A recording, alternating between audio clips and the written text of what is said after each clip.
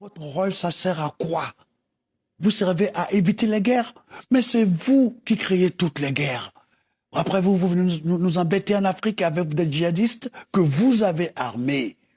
Mais ces djihadistes, ils ne sont pas africains. Ce sont vos djihadistes. Parce que notre insécurité profite à votre domination. C'est pas juste. Oui. Là, je m'adresse, comprenez-nous, à la France et aux États-Unis. Vous ne pouvez pas créer la terreur et puis traiter les gens de terroristes. C'est vous qui devez veiller à ce que cela ne se produise pas. La pauvreté de l'Afrique est une pauvreté voulue, calculée et préméditée. Parce que la pauvreté de l'Afrique, ça soulage beaucoup l'Occident. Et c'est criminel. C'est de l'esclavage. Voilà pourquoi j'aime écouter des jeunes frères comme Kémy Séba, comme Nathalie Yang, comme Ousmane Sanko. On peut ne pas être d'accord avec tout ce qu'ils disent, mais ce qu'ils disent est vrai. L'Afrique est devenue un continent d'esclaves. Nos enfants qui vont se noyer, pourquoi?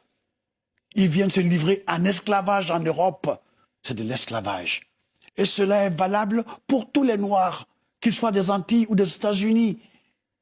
Il faut reconstruire l'homme africain en se disant ces vérités et que nos chefs soient un peu libérés parce que eux, ils ont le flair à la tempe.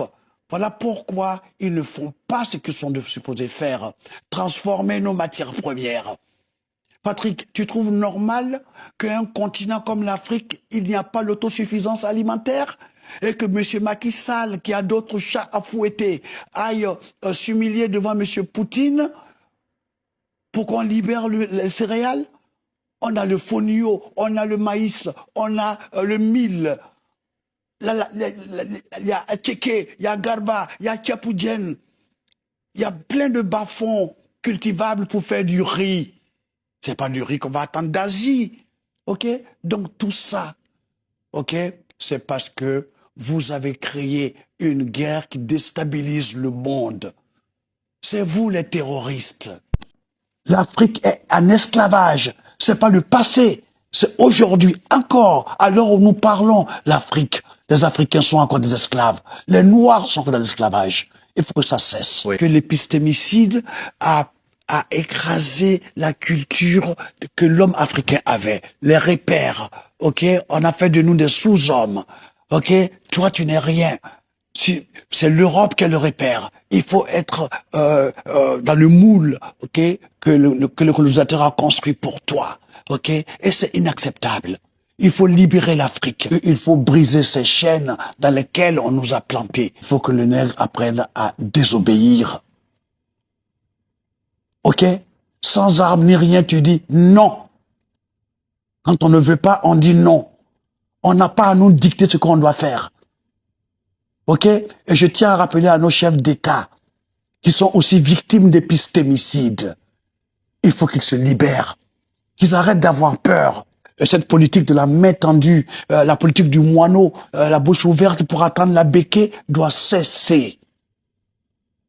Au lieu de pleurnicher et de demander à la France de venir défendre la souveraineté du Mali, du Niger, l'Union africaine sert à quoi? Il faut une armée de l'Union africaine. Je n'aurai de cesse de répéter cela.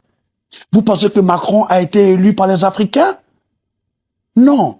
Macron a été élu par les Français. Alors, il fera tout ce qu'il lui faudra pour faire plaisir à ceux qui l'ont élu, pas à vous. Et c'est à vous, les présidents africains, de vous assumer aussi par rapport à vos populations. Transformer vos matières premières.